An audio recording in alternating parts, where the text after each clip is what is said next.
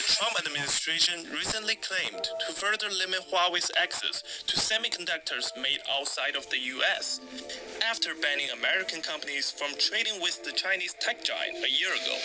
Huawei is something that's very dangerous. You look at what they've done. IP theft, bank fraud, security risks, and connections to the Chinese government. Trump not only suspects that Huawei is doing all of these as it markets its 5G technology, but he often accuses other Chinese companies of doing the same. So why is the US obsessed with this particular company? Huawei also intentionally and systematically sought to steal valuable intellectual property from an American company. And its greatest claim to fame is shamelessly stealing the secrets of American companies. China's rampant theft of intellectual property is real, and that it's not just a problem for the particular company affected. However, there is debate over who is leading the 5G race. The US has not developed that technology, so from where should I steal it? In actual fact, many of our technologies are already far ahead of those by Western companies. With its huge investment in research and development, Huawei has more than 85,000 patents in total, and more than half of them are granted outside of China. Another American accusation is about national security. The threat of having Chinese telecom systems inside of American networks or inside of networks around the world presents an enormous risk, a national security risk. We've never done that. A German newspaper released an article saying they could not find any backdoors in Huawei's systems. In the UK, Huawei was under the world's strictest scrutiny, so we could earn the country's trust.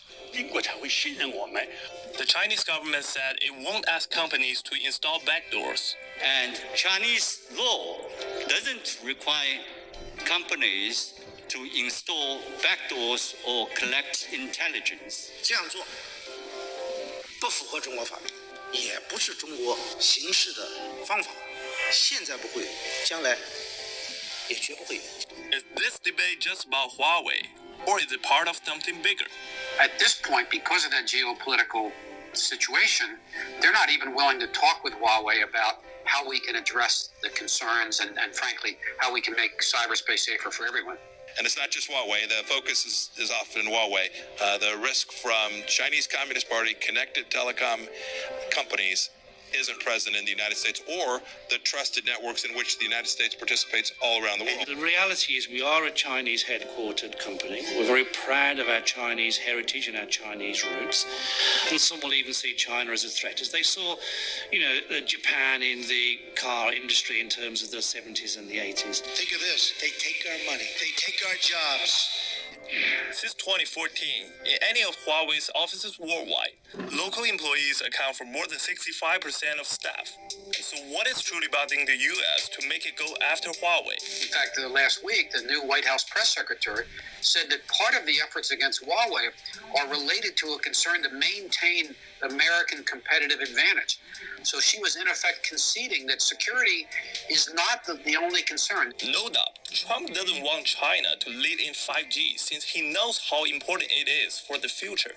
5G will transform the way our citizens work, learn, communicate, and travel. We cannot allow any other country to outcompete the United States in this powerful industry of the future. America must win, and we will win.